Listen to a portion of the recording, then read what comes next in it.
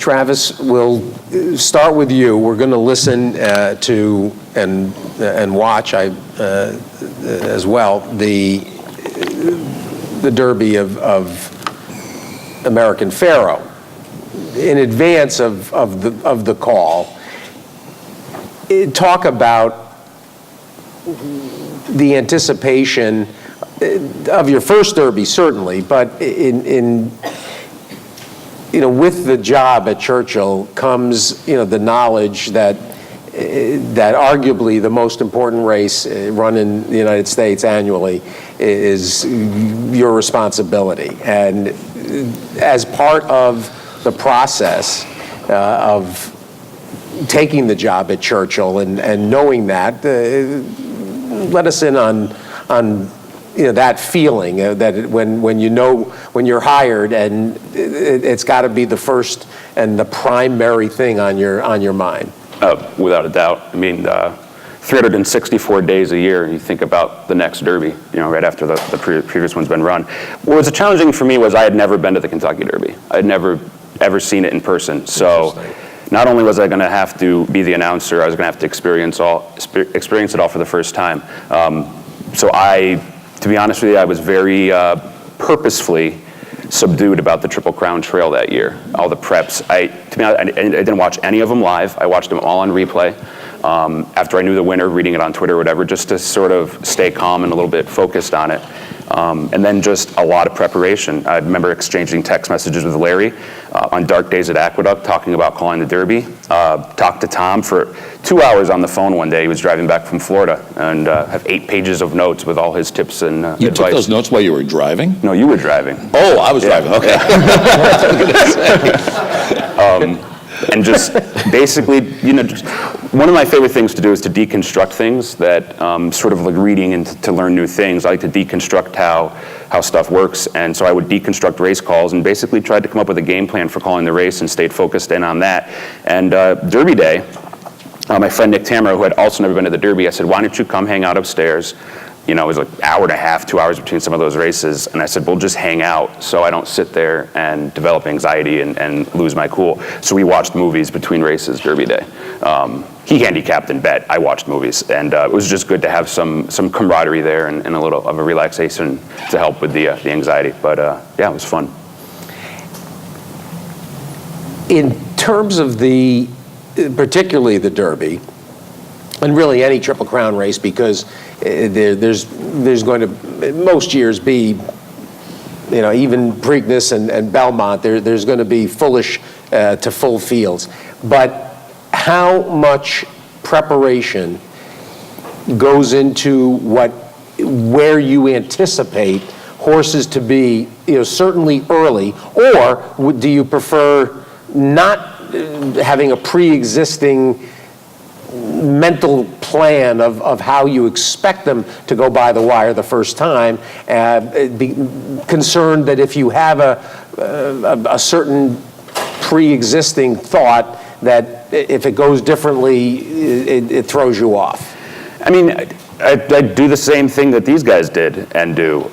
You try and forecast various scenarios and outcomes that may or may not happen in the race. And so, for example, Materiality was a horse that was typically close to the pace. And when I think he was 12th or 13th or whatever he was, and you can hear in my voice, I sort of react to it a little bit. Like, oh, he's off the pace, not on the pace. Yeah, the bad start. Yeah. So you just try and come up with all these possible scenarios that may or may not happen, and put them into your memory and hope that you call upon them when the time comes.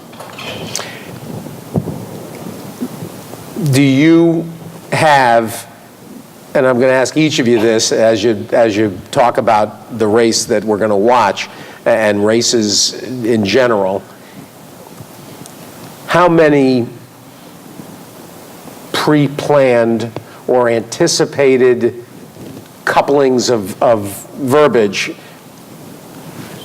have you penciled out, and knowing certain kinds of horses, certainly American Pharoah going into the Derby, there was plenty of advanced buzz and focus, but at the same time there were plenty of questions. I mean, how much of that is in your saddlebag at any point in the race, and are you watching for specific horses in specific spots? You always keep a closer eye on the likely favorite, and obviously there's a big story around American Pharoah. He was awesome leading up to the Derby, and Bob Baffert and the whole story. So he was definitely a focus. But there's so much going on in the Derby. It's a little hard to keep one eye on a horse like that and also keep track of the other 19 or however many are in the race. But I have a Google Doc, and each horse had a page in the Google Doc with 5, 10, 15 lines of various things to say or maybe not say when the time comes, and you end up saying 3 of them.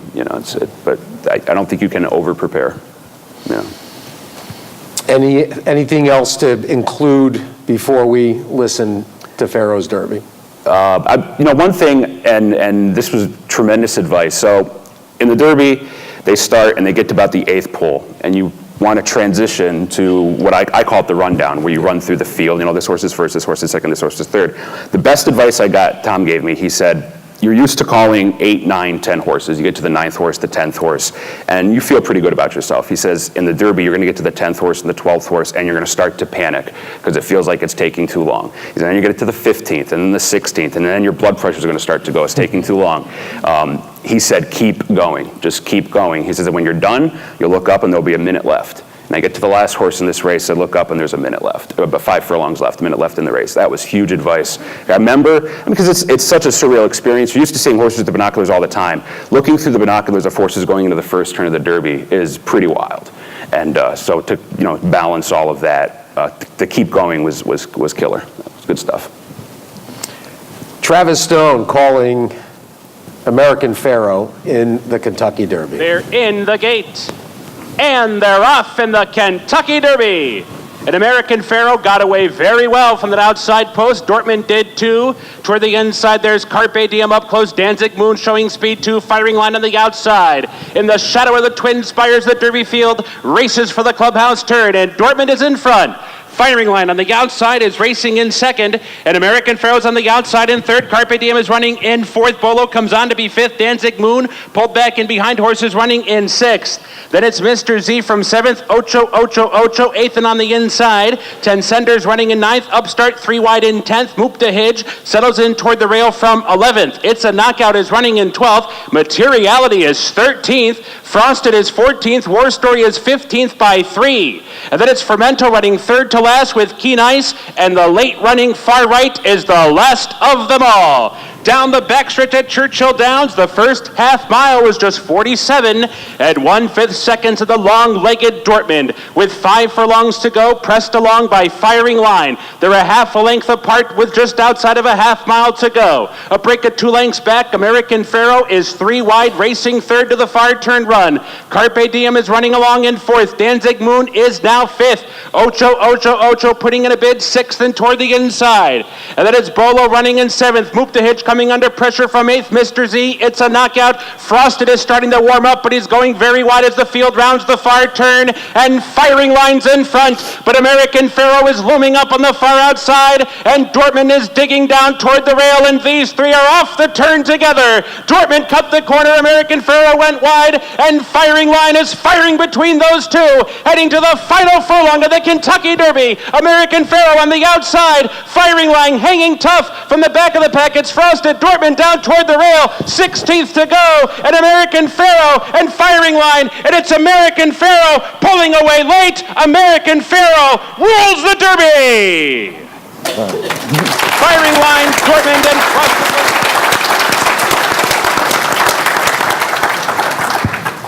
There is, of course, the video too that captured you capturing the call and knowing immediately as they go on by the wire that you really had delivered a flawless call. Oh, thank you. It was, so I said my friend Nick's not a small guy, and he's not. No, he's not? No, not at all. So he was wedged below the podium in the 2 windows with binoculars. And I said, you can sit down there, just don't bump into the power outlet right behind you and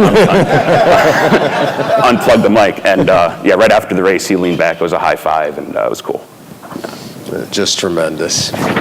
Dave Rodman, the Preakness that we're going to watch and listen to, part of a sequence of fairly remarkable races, the three of them in the Triple Crown season, and a year that, in retrospect, could have delivered a Triple Crown winner, and a lot of conversation that Jeremy Rose may have, if he'd gotten maybe off the rail with Afleet Alex, might have found a little slicker footing, but set up the Preakness for that year where there was obviously drama that we couldn't possibly anticipate. Just from another Preakness for you, what were you anticipating? Well, that I was going to be really nervous when they go into the gate. Like I always, I mean, even after years of calling a big race, you just try to calm yourself down. But in hoping that I would catch everything in the race, and hoping that nothing bizarre would happen. Because, after calling races, having called from 1981 to 2000, you see almost everything happen. I've seen horses jump a big rain puddle at Louisiana Downs, those storms there. So, actually seen horses jump a puddle at the 8th pole and the rider almost fall off. And, so things happen in a race, hoping that I could get a good, clean call out. I always worry about the first turn in most Preaknesses. The walkway that they bring across the dirt course to let people onto the turf into the village area. That's back and forth all day, and they try to harrow that. So even though they harrow it, there's always like a little track there, and I'm keep waiting for something like a horse to jump a shadow or whatever. So trying to get my mentally prepared to always be there at that particular point, be up top in the first turn run. So little things like that cross your mind. Lucky I was in the right place at the right time, because I could have been calling the 4th horse somewhere in the back of the pack, but when Scrappy T bore out at the top of the stretch, it was right at the quarter pole, and it was right at the point where we were both making our top of the stretch calls. And I remember I had my binoculars on a monopod at the time, Zeiss 15 by 60s, not image stabilizer at the time. And when it happened, even though I was focused on the race, I remember going, pulling them down, like, don't freak out, don't get nervous. I mean, literally, just trying to focus. And couldn't believe that he almost went down. Wrestler Jeremy Rose got him back up, and he got back up, and a display of athleticism, pulled away impressively, and you knew he was going to win at upper stretch. So only thing I had written down was the word awesome on the race call, the awesome Afleet Alex, and things I learned from the great Tom Durkin, writing down ideas and phrases, and that's all I had written down. And then that's how the final call came out. Well, you can't. For those that saw it on television and have watched on video, I suppose the only person that could provide, maybe even, he might even be in the room if Ramon Dominguez is here. He probably had a pretty good view, better than anybody. But I can tell you that we were doing the barbecue on the infield, and as a food service employee, you had a badge, you could go anywhere. And so I had gone through the bleachers and was up against the fence and right on the turn. And it is, you'll see it here, and Dave doesn't miss a beat. It's one of the most indelible moments in Triple Crown history, in its own way. And let's listen and watch. And remember, I was a screamer back then, so. And there's a story behind the loud race calls we'll talk about. All right, absolutely. Facing starter Bruce Wagner, Well, the first time since 1992, and we're off and running in the 130th Preakness. And that was a great start. Scrappy T closing argument headed out to the front. Wilco is there. In between horses now galloping. Grosser going to be taken back a bit. And here comes High Limit. And on the far outside, Going Wild. So High Limit and Going Wild and Scrappy T third. Closing argument fourth, galloping Grosser, followed by Wilco. Then back to Sun King. High Fly to the first turn is parked in mid-pack at about 6 lengths off the lead. Sun King is now settled back there as well. Grilly's Galaxy up against the fence. Here is Afleet Alex. Some 10 lengths from the early pace up ahead. Hal's Image is racing a bit off the inside and drops back some. Giacomo is back there as well. And now Hal's Image drops to third to last. Malibu Moonshine. Noble Causeway is the last runner in about 14 lengths from the front. 23 the opening quarter. 46 flat for the half mile. So a spirited, honest pace here. 5 ace to go. High Limit has it by ahead. Going Wild there on the outside. Scrappy T right there third. Galloping Grosser. Closing argument. High Fly outside. Grilly's Galaxies down to the fence. Sun King and Wilco. Afleet Alex has 6 lengths to come now, and Afleet Alex is down inside. Pinned down, has a bit of run, it appears. Afleet Alex going to take the rail run in the prime real estate into the far turn with 3 ace to go. Afleet Alex stymied there in behind a Grilly's Galaxy. But Scrappy T fights for the lead and makes it. It's Scrappy T at the 5/16 taking over High Limit, and Afleet Alex has room to roll at the quarter pole. Afleet Alex is coming after Scrappy T in the pro. Scrappy T taking out Afleet Alex, who almost went down. Scrappy T bearing out of the 3/16s. Afleet Alex, boy, does he have some heart. Look at him come back, a furlong to go. And down to the final furlong in the Preakness. Afleet Alex, Scrappy T, how much the best is he? Afleet Alex strolling home in the Preakness to win by 3. Scrappy T second and Giacomo third. Afleet Alex, awesome. Afleet Alex by 4, Scrappy T, Giacomo 6.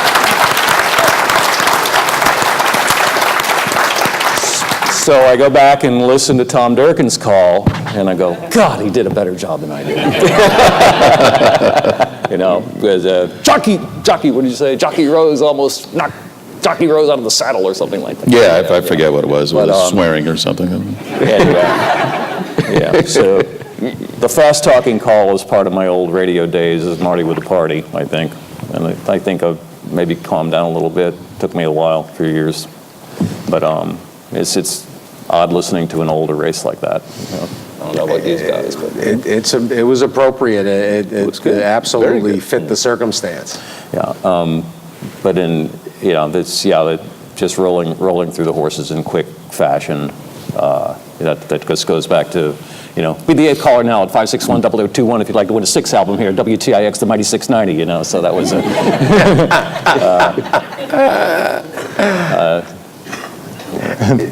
As part of this incident, it does, and in terms of the shadow jump that it was referenced as well. Tom, I think back to De Jour and the '90 Breeders' Cup Sprint and the shadow from the roof. A race that had already been marred and it had an incident on the turn. Mr. Nickerson, yeah. Mr. Nickerson had the heart attack. And in terms of oddities and startling moments. Well, the goofy thing about that, I had been in Paris a couple weeks before that, and Deja ran in the race called the Prix de la Baie. It's a 5-furlong sprint on Arc Day, and it's straight. And they run down the backstretch. They run from right to left, but it's a 5-furlong straight runaway down the backstretch. And he jumped the shadow that day. And the trainer wouldn't put a shadow roll on him. Major Hearn, I think, was the trainer's name. And he comes back and someone asked him, why didn't you do it? He went, he ran a pretty good race, don't you think? I mean, he snatched defeat from the jaws of victory. crazy. Looking at that first turn and possibly, a horse maybe jumping the tracks, always look at that. But, I think Preakness, like you said, the porta potties, the party going on. Back then, it was a full-blown party. And they kind of... They've moved to heroin now. They kind of disappear Oh, a bit buddy. around the far turn, and always hoping that you don't miss something, at an important point in the race. I mean, I think it's the same probably for Travis with the Derby, with all the Yeah. action and the colors. And My favorite part about the Derby was, this is before they built the new grandstand, and so I was up on the highest part of the place, and I was right pretty much on the finish line, and next to me was the security guys, the security detail, and they had these cameras, and they would videotape people in the infield committing various crimes, and it was there's section A, section B, section C, and D, and then they had their guys out in the field who would make the collar, and so there's a good deal of nudity going on there. And so I said, I got to know these guys over the years. I go, if you guys see something really good, could you give a knock on the winner? So you were spending the afternoon watching, movies. I was watching topless co-eds. So to each his own. Larry, any oddities and strange moments that you can recall? Oddities. Well, I mean, every race is different. You're just not. You can't go into a race and assume you know how it's going to work. And you just have to be prepared for everything. I called a race one day at Golden Gate years and years ago when the horse dumped the jockey coming out of the gate and ran the wrong way and ran right through the field as they were coming down the stretch. So yeah, I mean, you've got that kind of stuff, or then you've got horses with similar names and things that you have to deal with too. So there's always something. Well, similar names. I mean, we could pull out. My wife. Oh no, not that one. My wife knows everything. Well, you must have a great appreciation given the attention that call got. I know. I'm the only one that doesn't like it, I think. I hear about it all the time, but that was fun. I mean, that was at Monmouth back in, hard to believe that was 7 years ago. And if you don't know the story, there were two horses that ran named My Wife Knows Everything and The Wife Doesn't Know. It was a complete coincidence. They had nothing in common, different owners. They weren't anything other than the fact that they just showed up in the same race and they finished first and second. And I called the race, and I got a couple of text messages from friends saying, "Oh, that was fun." And I'm like, "Yeah, it was fun." So something different. And then all of a sudden, I'm up here visiting Saratoga, and getting calls. You need to come back to Jersey right away. They want you on the CBS morning show and on Inside Edition. I'm like, what the hell for? What did I do wrong? And it was that race call. I'm like, oh, well, it was some claiming race. What's the big deal? But I guess it was something that people really liked, and it was. And I hear about it all the time. But it is not my favorite race. It's not the one I picked. It's fair enough. Always something changing in racing every race, and that's what I love about the game. Something changes every 20, 25 minutes, a different story, and that's yeah. Expect the unexpected. Every half an hour, something new. Well, and Dave, you had just recently too, in the last couple of years, you had the Spicer Cub race. Yeah, that was going to be my choice of a race call, but I figured it was really nose and nose for that. But Afleet Alex won it by after stumbling against Spicer Cub. Yeah, he bore out into the far turn, once again midway on the turn, top of the stretch, and eventually took Xavier Perez, who was aboard that day, to the far outside fence, who instead of jumping off the horse, decided that he would negotiate an opening between the starting gate, which was parallel to the outer rail, which is a distance of probably about as far from one couch to the other here, or maybe even less. And the X-Man held on in between the starting gate and the outer rail and resurged and almost won the race. It got more hits than the Preakness did that year, and it's probably more hits on YouTube than any Preakness that I've called, at least. You have one yet? Do you have? It's still early in your career. No, there's a video on YouTube, same as Larry. A horse broke out of the gate, dumped the rider, turned around, went back through the gate, and took off the other way. And he was a full-fledged gallop down the back stretch, so he was going this way, horses were going that way. It was that was scary. It's one of the biggest fears in the morning when a horse gets loose during training hours, and there's 3 dozen horses out on the racetrack, and they're coming the other way. It's very scary. Tom, I can think of a race that you may not be all that memorable to you, but it stuck in my mind. It always have, which was Clock Stopper and Ghost Zapper. I have no recollection of that Clock whatsoever. Stopper, But I'm Ghost pretty Zapper. sure you had the exacta, that's why you were doing that. There's a possibility of that, but that one sticks in my mind. There was a sprint early in Ghost Zapper's career. I think it was a stake race.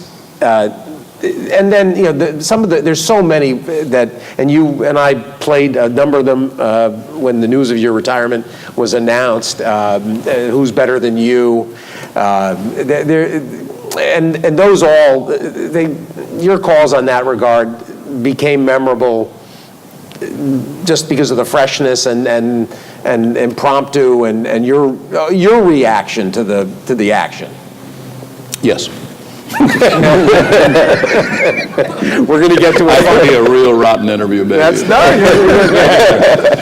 Larry, let's come back to you, and we're going to listen to your selection. And it's a fairly easy one, just given the momentous nature of a Triple Crown attempt, and in this case, the achievement of a Triple Crown, set up the pressures involved, and your first Belmont call as well.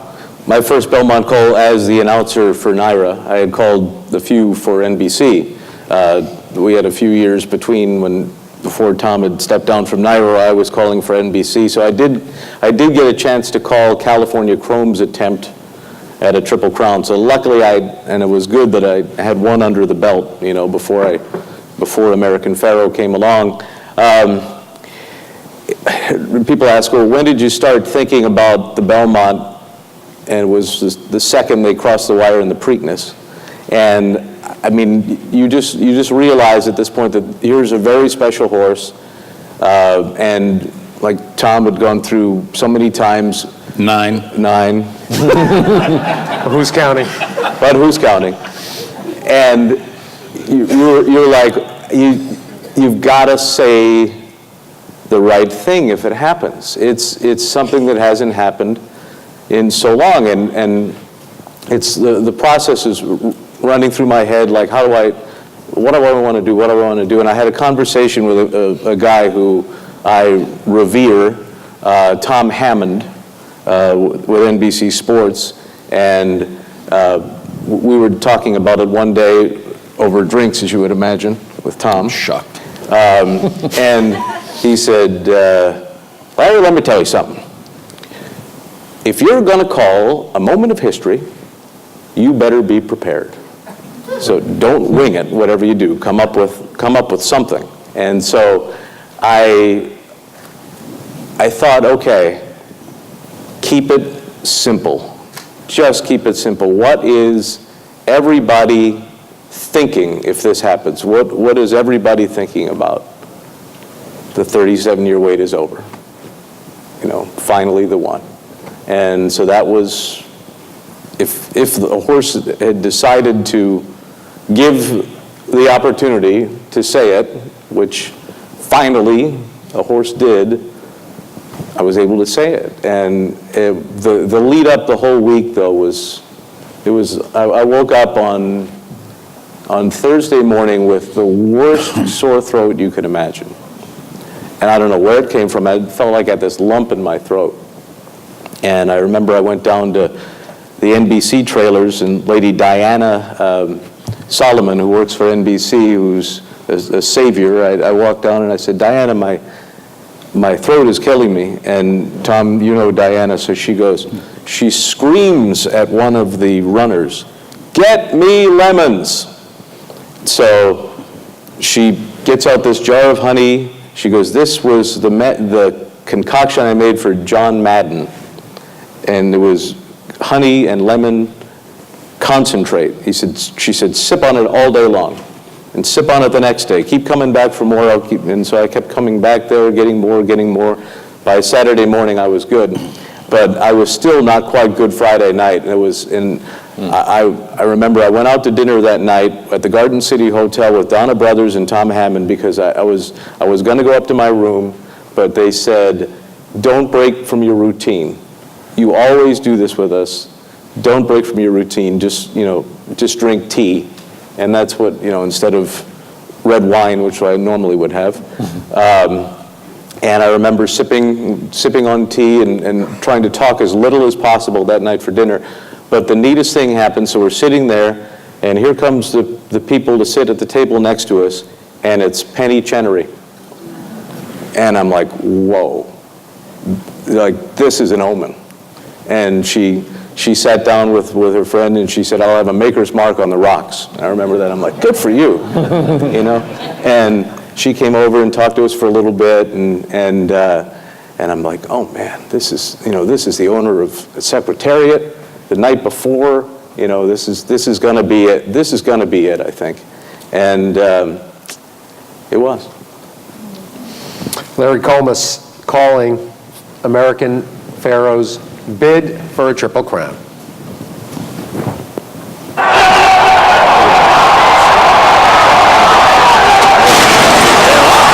Belmont Stakes. Not a great start for American Pharoah, but he will be sent to the lead by Victor Espinosa, so he waits no longer. Right to the front for American Pharoah in the race to the first turn, but he did not come out of the gate all that well. Frosted is away running in second position. Materiality is third to the outside. A ground-saving run for Mubtahij, who's right behind American Pharoah into that first turn, then made from Lucky. Keen Ice, Taylor Verve, and the trailer is Memento. The opening quarter mile was 24 seconds flat. A sensible fraction for American Pharoah, who leads the way on that sweeping first turn here at Belmont Park. And Materiality is kept close by John Velasquez, running in second position. Mubtahij, Frosted, and Keen Ice are right there. Keen Ice is not far behind at all. He's 2 lengths off the lead. Then it's Made from Lucky. It's 4 lengths more back to Taylor Verve and Memento, a 48 and 4.5 mile. So it continues to be a moderate tempo up the backstretch here. And it is American Pharoah who leads the way by 3/4 of a length. And Materiality keeps the pressure on in second. Mubtahij is third on the inside.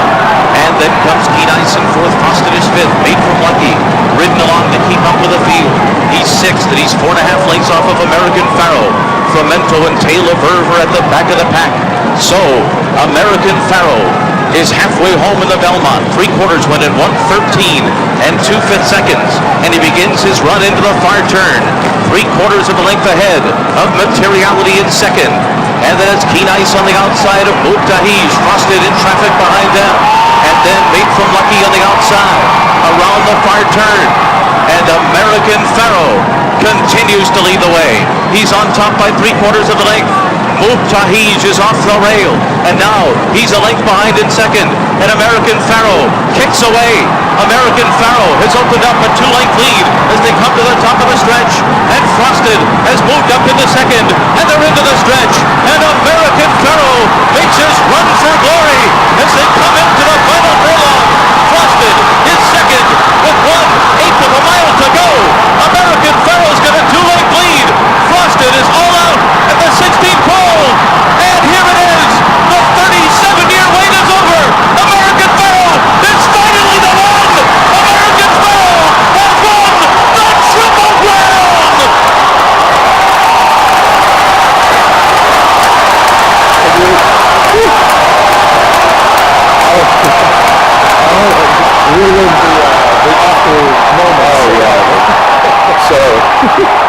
So talk about NBC people. Tom had the chance to work with her for years. There's only one other person in the booth watching it with me. It was Sarah Lee, who's the sound person for NBC. And the race was over. I remember, and if you remember watching the NBC show, that they went to Victor Espinosa and they caught him on the mic going, "Holy sh." Well, I turned to Sarah Lee, I went, "Holy f." I know Sarah Lee, she said, yeah. So I realized I had cameras all over the booth, right, to film the moment. And I'm like, I got to get out of here. And I ran into the corners where the cameras couldn't get me, and I cried like a baby. It was just like an emotional just moment that I could never have been prepared for. And I remember seeing in the video that I came charging out from there and was just banging on the windows as hard as I could. It's like, this just happened. I can't believe this just happened, you know. But Tom and I were just talking as we were watching the replay. The shadows at the Belmont Stakes are the worst thing ever.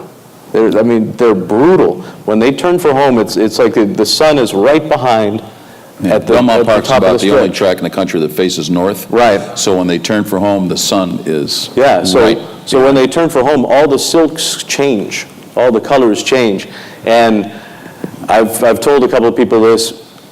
There was that pause between the 8th pole and the 16th pole when I said, and here it is, the 37-year wait is over, and here it is was when I was putting my binoculars right on American Pharoah, thinking to myself, I hope this is still him.